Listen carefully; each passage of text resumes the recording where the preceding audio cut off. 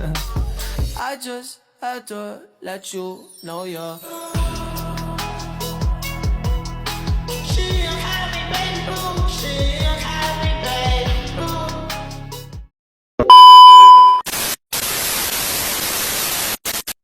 Assalamualaikum warahmatullahi wabarakatuh. Perkenalkan, nama saya Chai Indah Purnamasari, NPM 2409160. Di sini saya akan menjelaskan tentang dataset dataset 3, yaitu Breast Cancer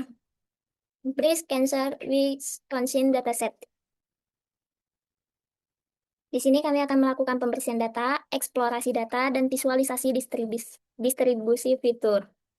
Nah, di sini udah ada codingannya nih. Yang tahap pertama adalah import library seperti biasa. Yang pertama import pandas. Pandas dipakai untuk mengelola data dalam bentuk tabel. Nanti dipakai untuk operasi numerik. Matplotlib dipakai untuk membuat grafik. Seaborn dipakai untuk visualisasi yang lebih rapi. Sedangkan Breast Cancer dipakai untuk mengambil dataset bawaan dari screen. Nah, Trend Split dipakai untuk membagi data menjadi data latih dan data uji. Standard Scaler dipakai untuk menstandarkan nilai fitur. Dan Pipeline dipakai agar proses scaling dan modeling berjalan berurutan dalam satu alur. Sedangkan Logistic Regression adalah model klasifikasi yang digunakan. Dan Accuracy Score, Precision Score, Recall Score, F1 Score, Confusion Metric, dan Classification Report dipakai untuk evaluasi mode. Ini deh. Yang kedua, langsung ke tahap kedua, load dataset. Nah, data load breast cancer ini, X, PD data frame, data, kolom, data feature name, Y, series, data target, nama target. Nah, pada tahap ini dataset dimuat ke dalam program. Data load breast cancer ini mengambil dataset kanker payudara. Nih, sedangkan data berisi nama setiap fitur.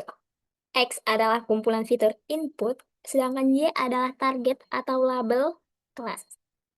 Jadi, X ini adalah data prediktor, sedangkan Y label hasil klasifikasi. Nah, selanjutnya, ini ada DFX copy, DF target, dan DF diagnosis. Nah, bagian ini membuat data lebih mudah dibaca. DFX copy ini membuat salinan pada fitur, data fitur. DF target Y ini menambahkan kolom target ke data frame. Sedangkan DF diagnosis sama dengan DF target map, no malignant, 1, mengubah label angka menjadi teks, 0 menjadi malignan, 1 menjadi benign. Selanjutnya, tahap 3, pembersihan data.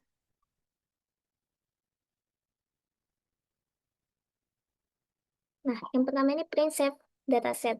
Menampilkan ukuran dataset, sedangkan dataset ini menghasilkan sebuah jumlah baris, jumlah kolom.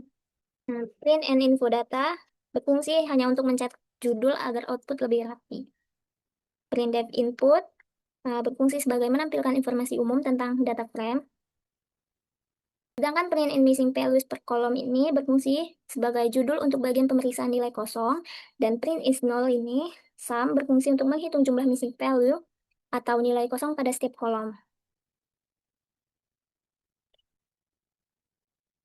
Print in jumlah missing value total menghitung total seluruh missing value dalam dataset. Supaya cepat tahu apakah dataset secara keseluruhan bersih atau tidak. Sekian dari saya. Wassalamualaikum warahmatullahi wabarakatuh.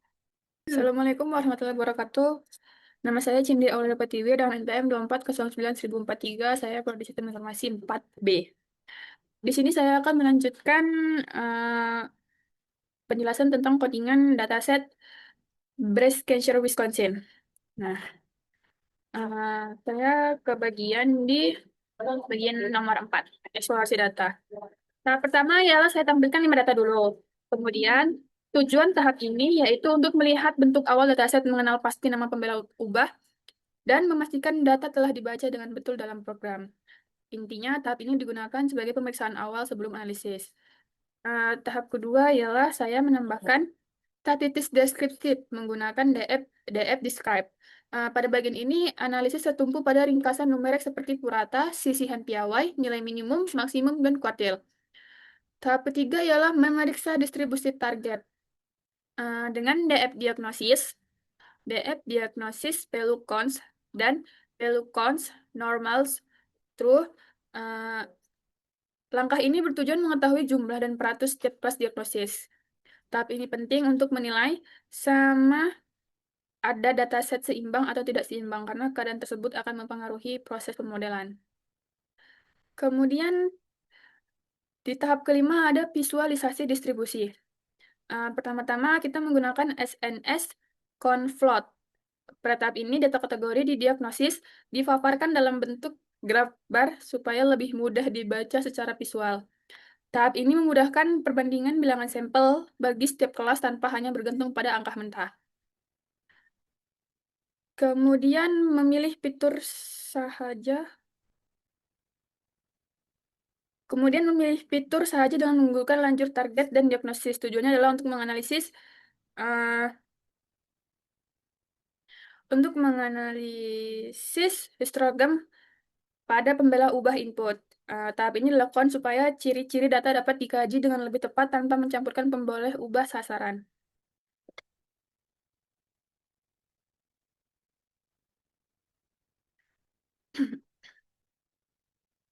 Tahap keenam ialah memvisualisasikan semua fitur menggunakan histogram dan KDE. Pada bagian ini, setiap pemboleh ubah dipaparkan satu persatu untuk melihat bentuk taburan datanya, sama ada normal, condong, atau mempunyai outlier. Rumusannya, tahap ini sangat penting untuk memahami pola setiap fitur sebelum masuk proses pra-prosesan dan pembinaan model. Tahap terakhir ialah merapikan paparan graf dengan VLT tag layout dan menampilkan visualisasi. Fungsi ini memastikan semua rajah tersusun kemas dan mudah dibaca secara keseluruhan. Proses ini menunjukkan bahwa eksplorasi data dilakukan secara sistematik, bermula daripada pemeriksaan awal. Mungkin itu saja. Sekian dari saya. Wassalamualaikum warahmatullahi wabarakatuh. Assalamualaikum warahmatullahi wabarakatuh. Perkenalkan nama saya Jumasya, MPM 2409-1036. Lalu saya ingin melanjutkan itu yang ketujuh, visualisasi distribusi fitur, selecting fitur, min radius, min texture, min area, words, radius, words, textures, jangan ketawa ini, words area. Pada tahap ini, coding digunakan untuk menentukan fitur mana yang mau dianalisis dengan lebih mendalam berdasarkan kelas diagonis. Masih pada tahap ketujuh, coding peak access sama dengan flat titik subplot 2,3, peak seats sama dengan dalam kurung 8,10 tutup kurung alias sama dengan alias titik level tutup kurung. Digunakan untuk menyediakan ruang visualisasi dalam susunan 2 baris dan 3 jalur. Tujuannya ialah supaya 6 graf dapat dipaparkan secara serentak dengan susunan yang kemas dan mudah dibaca. Selanjutnya, berfungsi untuk menunjukkan proses perulangan bagi setiap fitur yang telah dipilih. Maksudnya setiap fitur akan divisualisasikan satu demi satu tanpa perlu menulis coding berulang secara manual. Baiknya, selanjutnya digunakan coding ini berfungsi untuk menyediakan set raja yang besar agar headmap korelasi dapat dipaparkan dengan jelas. Selepas itu, core sama dengan dv Victor titik core digunakan untuk mengira nilai korelasi antara semua fitur. Pada tahap ini, sistem mengukur sejauh mana hubungan antara satu fitur dengan fitur yang lain, sama dengan hubungan itu positif, negatif, atau lemah. Kemudian, NS digunakan untuk memvisualisasikan matriks korelasi dalam bentuk heatmap. Rumusnya, tahap ini membantu melihat pola hubungan antara fitur secara menyeluruh dan mengenal pasti fitur yang mungkin sangat berkaitan atau bertindih maklumatnya. Seterusnya, PLT memberikan tujuan pada makalah Beltisau memaparkan headmap tersebut. Secara keseluruhan, tahap 8 ialah tahap untuk menganalisis hubungan antara fitur melalui kolerasi. Dan ini pembagian data kepada set latin dan set ujian melalui coding, extrain, dan extis, ytrain dan yestris. Pada tahap ini, data input dan data sasaran dibagi kepada 80% untuk dilatih dan 2% untuk pengujian model. Assalamualaikum warahmatullahi wabarakatuh. Perkenalkan, nama saya Alfida Suci Ramadhani, NPM saya 2409-1057. Sini saya akan menjelaskan nomor 10. Bagaimana bangun model regis ditambah sekali karena legislatif revision sensitif terhadap skala fitur menggabungkan dua langkah standar menyesuaikan fitur skala fitur atau normalisasikan data. Legislatif model klasifikasi max internya 500 maksimal interaksi untuk algoritma random statnya 42, hasil konsistennya training model fix extrain ytrain melatih model prediksi ytrain sama dengan model teks memprediksi data uji. Nah, menggunakan metrik seperti ini atau Axuri seberapa sering prediksi benar. Precision recall F1 skor kinerja model per kelas. Kan ke nomor 11 evaluasi model. ACC Axuri skor ytrain ypraise.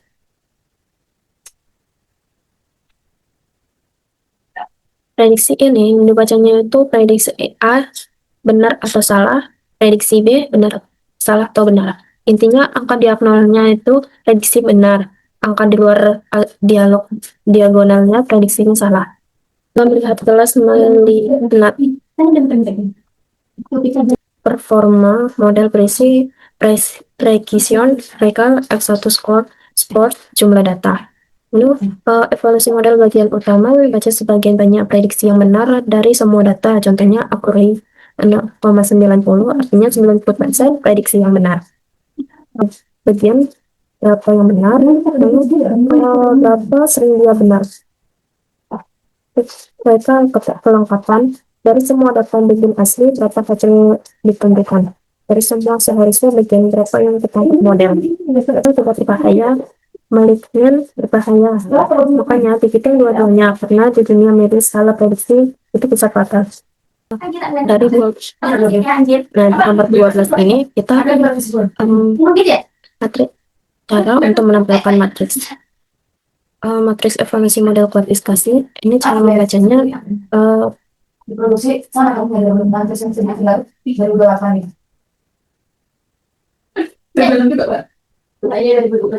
baris di bawah data asli aktual, kolom ke samping hasil prediksi model predicted.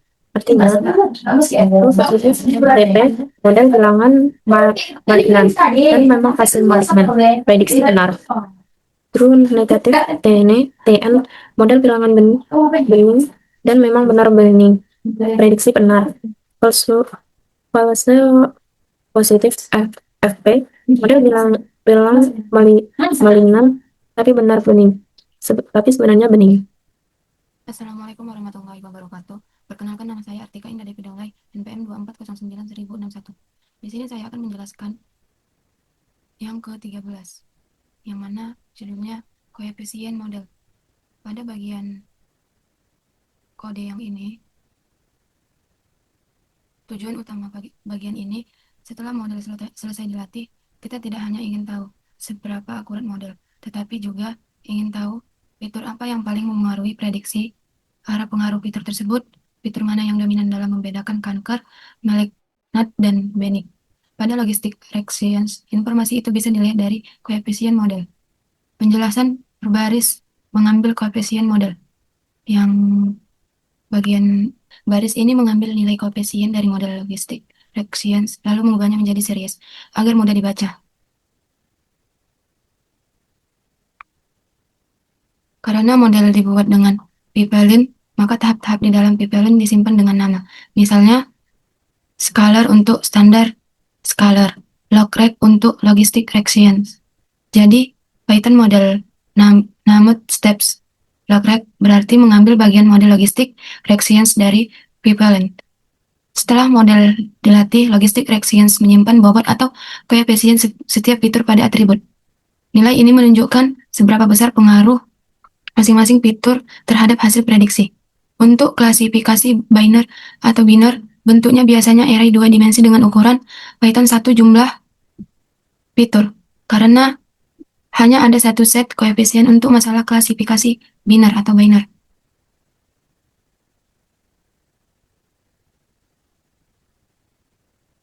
Karena hasil coib berbentuk array 2 dimensi, maka 0 dipakai untuk mengambil baris pertama agar menjadi daftar koefisien 1 dimensi. Misalnya, Python array 0,25, negatif 1, titik 10, 0,75, titik kurung. Setelah 0 menjadi Python array 0,25, negatif 1, titik 10, 0,75, titik.